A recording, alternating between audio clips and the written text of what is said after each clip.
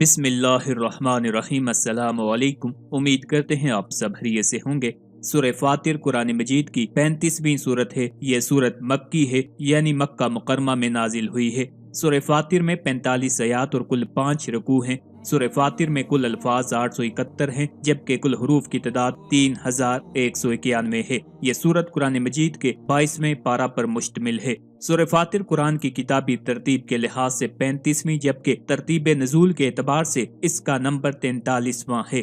اس سورت میں اللہ تعالیٰ کی تخلیق کی عظیم شان، اس کی قدرت اور مخلوقات کی مختلف صفات کو بیان کیا گیا ہے۔ اللہ تعالیٰ کے فاطر یعنی پیدا کرنے والا ہونے کی صفت کو واضح کرتے ہوئے یہ سورت انسان کو اپنے خالق کے قریب لانے اور اس کی وحدانیت پر ایمان لانے کی ترغیب دیتی ہے۔ سورت کا نام فاطر ہے، جو اللہ تعالیٰ کی تخلیق کی صفت کو بیان کرتا ہے۔ فاطر کا معنی ہے بنانے والا، اور اس سورت کی پہلی آیت میں اللہ تعالیٰ کا یہ وصف بیان کیا گیا ہے کہ وہ آسمانوں اور زمینوں کو بنانے والا ہے۔ اس مناسبت سے اسے سورہ فاطر کہتے ہیں۔ نیز اس سورت کو سورہ ملائکہ بھی کہتے ہیں، کیونکہ اس کی پہلی آیت میں فرشتوں کا ذکر ہے۔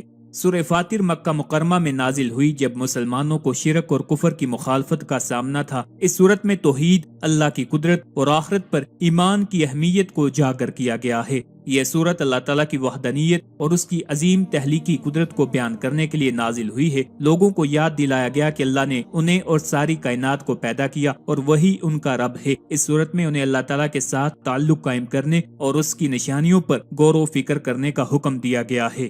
سورہ فاطر میں اللہ کی وحدانیت اور اس کی عظیم قدرت کو بیان کیا گیا ہے، جس سے انسان کے ایمان میں مضبوطی آتی ہے۔ اس سورت میں اللہ تعالیٰ کی تخلیق کی نشانیاں بیان کی گئی ہیں، جن پہ غور و فکر سے انسان کو اللہ کی عظمت کا شعور ہوتا ہے۔ اس سورت میں انبیاء کے پیغامات اور ان کی تعلیمات کو یاد دلایا گیا ہے تاکہ لوگ اللہ کی طرف رجوع کریں اور نیکی کی طرف راغب ہوں۔ اس سورت میں مختلف مخلوقات جیسے فرشتے، زمین و آسمان اور پرندوں کی مثال دے کر اللہ کی قدرت اور علم کی وسعت کو بیان کیا گیا ہے۔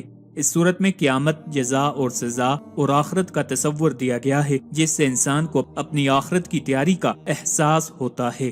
سورہ فاطر کی تلاوت سے توحید کا یقین پختہ ہوتا ہے اور دل میں اللہ کی عظمت کا احساس پیدا ہوتا ہے۔ اس سورت کی تلاوت کرنے سے انسان کو اللہ تعالیٰ کی تخلیق کی عظمت اور اس کی قدرت کا شعور حاصل ہوتا ہے۔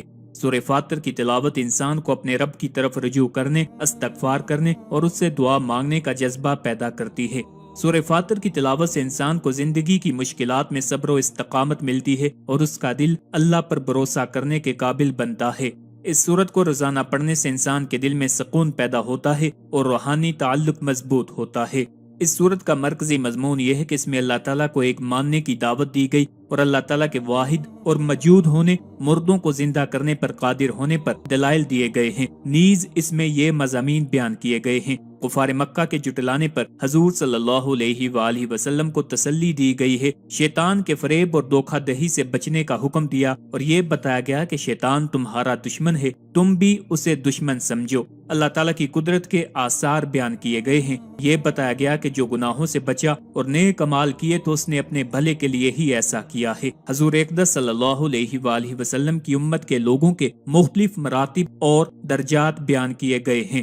جنت میں مسلمانوں کا حال اور جہنم میں کافروں کا حال بیان کیا گیا ہے۔ یہ بتایا گیا کہ جو کفر کرے گا تو اس میں اس کا اپنا ہی نقصان ہے۔ سورت کے آخر میں گناہوں پر فوری پکڑ نہ کرنے اور گناہگاروں کو مہلت دینے کی حکمت بیان کی گئی ہے۔